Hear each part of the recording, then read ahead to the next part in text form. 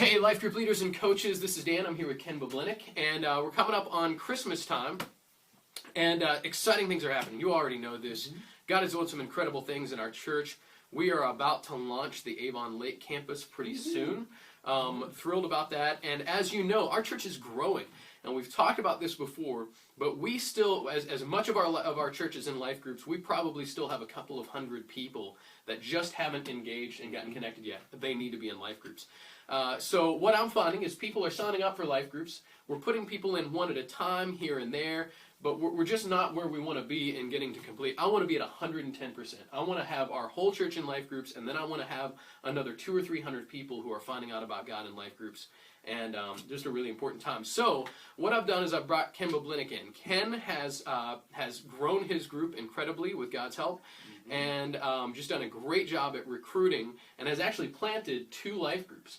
And probably will be planting another one before too long. I wouldn't be surprised. So what I want to do is ask Ken some questions. So Ken, you have grown, by God's grace, have grown your life group and planted 2. What's your secret, man? What's your secret, first of all, to adding people to the group?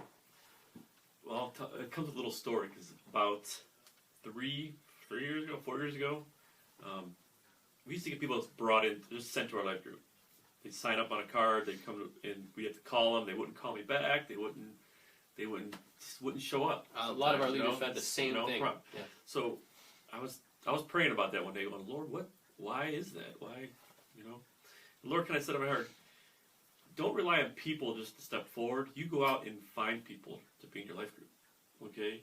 So you constantly you come to church, and I pray in church, and well, we all pray in church, but I pray about who's sitting around me that I can reach out to, meet, talk to, and then straight up conversation with.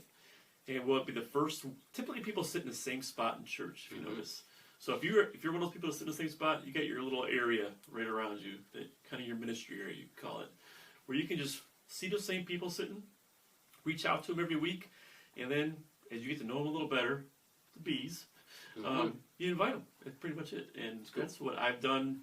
And there's lots of people in my group say, "Oh, the joke is don't sit behind Ken because you're gonna be in his life group." That's how we work. That's cool. So would you say that it's a really awkward thing, or I mean, when you start talking to the people around you, I mean, for some of these people, this is a hard thing. Yeah. So what would you tell to the person who's maybe a little bit quieter, not as outgoing, but needs to do this nonetheless? We want all of our life group leaders doing this. How do you approach somebody? Really, it's just how do we sit and talk?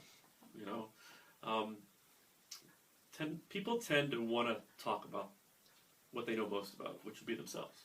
So you're just asking questions. Engaging in conversation. So I'm going to admit something that not everybody knows. I'm actually shy. People don't believe it, but I actually do well in knowing that this is my role. And I can feel comfortable when it's my job to talk to people. So I'm going to encourage you as a life group leader, part of your job is talking to people around you on a Sunday morning. So you can do that. You can say, hey, I'm Jeff. I'm one of the life group leaders here at the church, and part of my job is just helping people get connected. So, I haven't really known you before. Can you tell me a little bit about how you got connected to the church? Ask them about themselves. And always end. Here's the thing. You can tell them that you're supposed to do this. Always end with an invite to your life group. Exactly. Hey, have you ever thought about joining a life group? Think about coming out to ours. There's no pressure. Come and just visit once. See what it's like. We'd love to have you. Some free coffee, maybe even dinner. The question I always ask is, how long have you become an open door? That's a great question. Okay? And some people tell me, I've been here for 8 years. Oh, really? Yeah. I've never met you. Yeah. It's a simple one. I'm becoming. Better, and you don't want to say, are you new here? Right. You want to say how long you've been coming. Right. So that's good. So let me ask the next question. Ken, thinking about how you've planted 2 life groups, and from experience I can tell you, these are great life group leaders. Ken has put out some of the best life group leaders we have.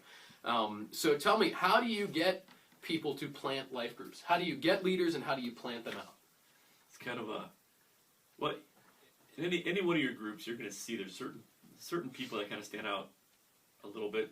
They have more of a they interject things more. They talk more. And what I typically do is after about 5-6 months in my life group, I usually plant a little seed, a little hint. You'd be a great life group leader someday. Oh, don't say that, Ken, blah, blah, blah. And maybe a little while longer, I'm like, hey, you should really think about this. I really like the way you're encouraging them to think about it and to pray about it. And it seems like every time I've done that, it's kind of developed into a life group. That's cool. That's it. That's pretty much it. I let God do the work. I don't do really anything. It's perfect. You plant the seeds, let the Holy Spirit do the watering. He takes care of it.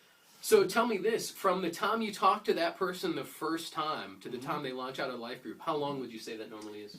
About 6 months. 6 months? I usually keep it 6 months. 6 Let months. them kind of go through it, and they'll say, well, I might not be ready yet. And I say, okay. Cool. But once the Holy Spirit starts, That's right. working on them, Cool. next thing you know, they're meeting with you and starting groups. All right. That's how it works. So very last thing, since we got a couple of minutes here, this is going to be a longer video, but that's intentional because I haven't done any in a while. Tell me this: we're getting ready to go towards this Avon Lake campus. Mm-hmm. What are the biggest needs you have as a leader, as a recruiter, right now for that project that we're doing? Well, just like here, we want to have 100% of our people at that campus in life groups too. So as of right now, I think we've kind of maybe 4 life groups over there that we have. So we're going to be looking for new leaders. So if you've been thinking about it or just wondering, hey, can I lead? Odds are, if you're thinking about it, you probably can.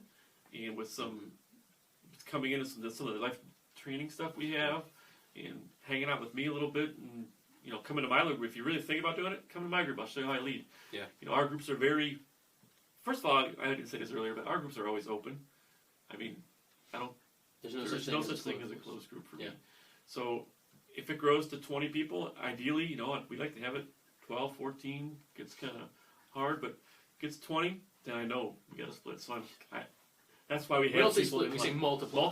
Multiply. Yeah. Sorry. That's all right. That's a bad word. It is. We don't want splits. We want multiplication. So where was I? You were talking about getting up to Yes. 20 and 20. Yeah. Then we go. But I say, the big thing is your group's always open. Okay. Yeah. Make sure you think that way. I mean, at least for me, because I know there's groups out there that we don't want any more people. I've had people actually call me, hey, is your group open or is it closed? It's closed. I don't understand what you mean. So I have to say, this group's always open because we want everybody plugged in. But for Avon Lake, though, we're leaking out some information here that probably shouldn't be leaked out yet. We shouldn't mention Avon Lake. So they know that there might be something. There might be something. We there might be haven't something said anything for sure. There might be something happening in Avon Lake. You might hear an announcement this weekend about something, not saying what it is. Nicely said, Dan. Yeah. But yeah, we're going to be looking for more people for that area. Let's put it that way. Perfect. All right. Now, I know we got to go because it's been a longer video, and so I'm not expecting you to watch all this at once. Some of you are thinking about a brand new or a full open group, and some of you have childcare issues, and as soon as you start thinking about an open group, you get really nervous about what you're going to do with all the kids.